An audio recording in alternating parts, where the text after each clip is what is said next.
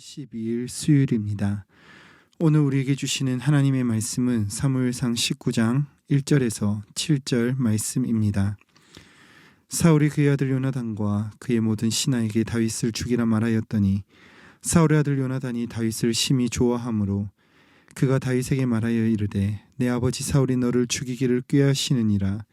그러므로 이제 청하노니 아침에 조심하여 은밀한 곳에 숨어 있으라. 내가 나가서 내가 있는 들에서 내 아버지 곁에 서서 내 일을 내 아버지와 말하다가 무엇을 보면 내게 알려주리라 하고, 요나단이 그의 아버지 사울에게 다윗을 칭찬하여 이르되 원하건대 왕은 신하 다윗에게 범죄하지 마옵소서. 그는 왕께 득죄하지 아니하였고 그가 왕께 행한 일은 심히 선함이니이다. 그가 자기 생명을 아끼지 아니하고 블레셋 사람을 죽였고 여호와께서는 온 이스라엘을 위하여 큰 구원을 이루셨으므로 왕이 이를 보고 기뻐하셨거늘 어찌 까닭없이 다윗을 죽여 무죄한 피를 흘려 범죄하려 하시나이까.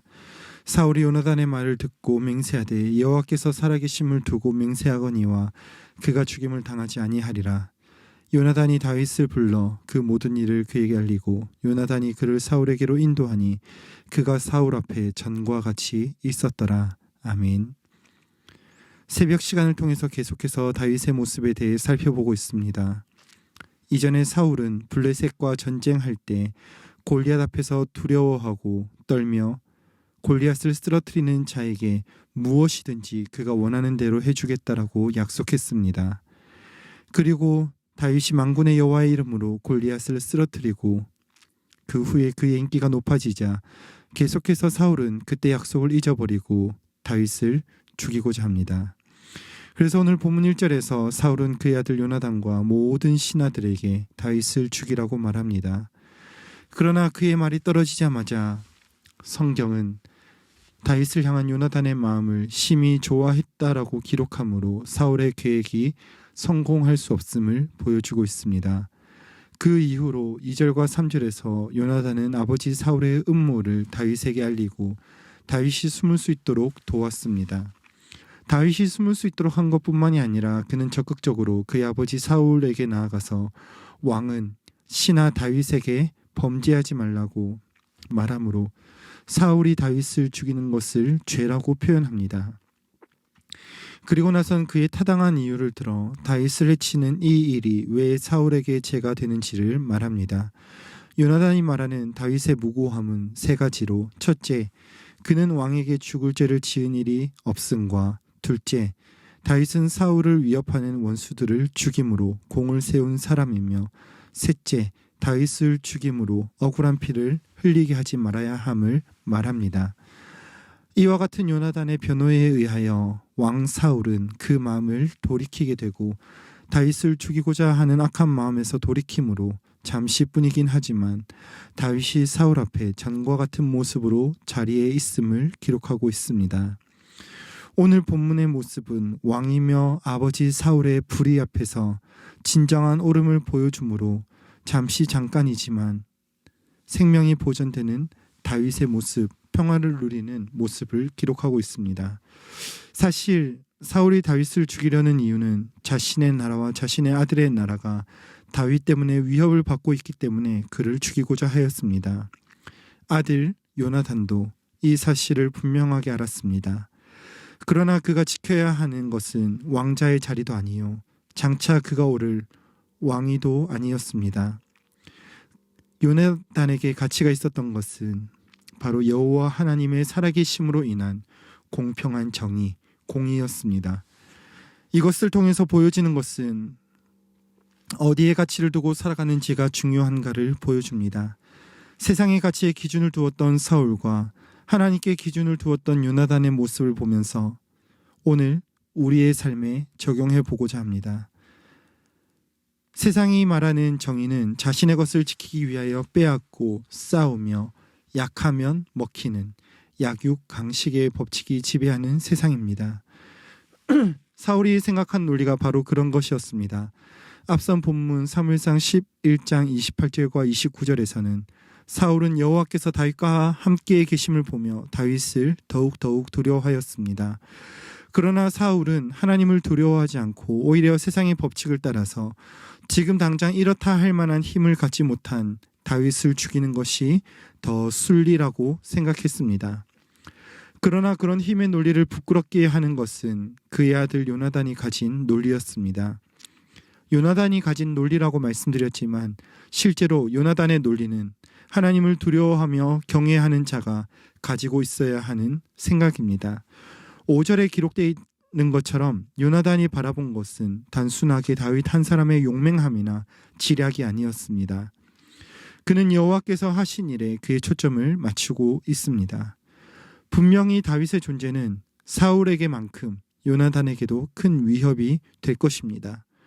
그러나 그러한 세상의 논리로 바라보는 것이 아니라 다윗과 함께 하시는 하나님을 두려워하기에 마땅히 따라야 할 순리를 따르는 것입니다. 오늘 요나단과 같은 모습이 우리에게도 필요합니다. 지금 내 눈앞에 돌아가고 있는 상황이 나에게 불리하게 돌아가고 있는 것 같아도 지금 순간이 아닌 하나님 앞에서 마땅히 가져야 하는 모습을 따라야 합니다. 요나단의 아버지 사울은 세상의 방법과 세상의 순리를 따르며 악한 마음을 가짐으로 그의 생존에 집중하고 있으나 요나단은 하나님 안에 있는 생명에 집중함으로 자기가 가진 것보다 하나님께 집중하고 있음을 보여줍니다. 말씀을 맺으며 성도님들께 부탁드립니다. 세상을 살아가기 때문에 때로는 세상의 논리가 옳아 보일 수 있습니다. 사울이 가진 논리는 세상의 힘의 논리였습니다.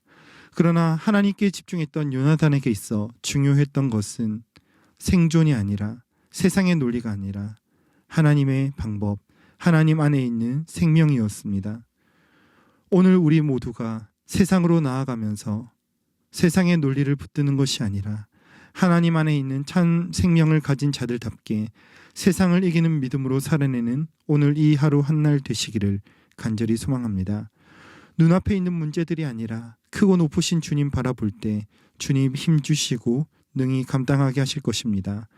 오늘도 주님 주시는 힘으로 승리하는 복된 하루 되시기를 간절히 소망합니다. 기도하겠습니다. 사랑의 하나님, 오늘 두 사람의 모습을 봅니다. 세상을 살아가는 지혜와 세상을 이기는 믿음 중에서 우리가 선택해야 하는 것이 있다면 세상을 이기는 참된 지혜이신 하나님을 선택하는 믿음의 용기를 우리에게 허락하여 주시옵소서.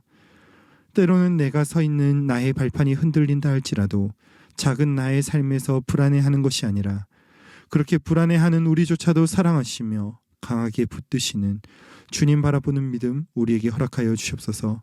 우리는 연약하여 생존에 집중하며 살아갈 수밖에 없으나 참된 생명이 되시는 주님께 우리의 가치를 드려 하나님이 인도하시는 오늘 하루 경험하게 하옵소서.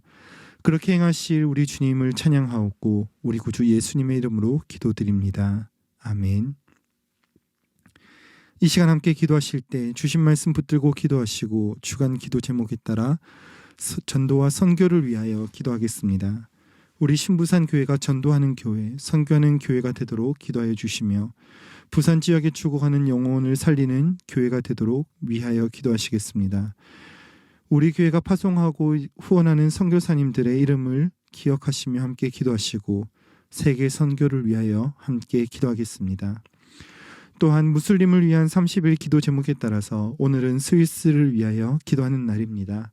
특별히 스위스는 아프가니스탄의 피난민들이 많이 망명해 들어오는 나라라고 합니다.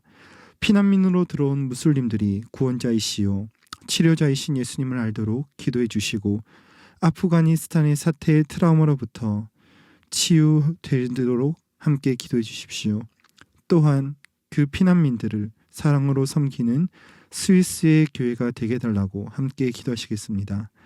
합심 제목과 개인적인 제목으로 기도하시다가 각자의 처소로 돌아가시겠습니다. 함께 기도하겠습니다.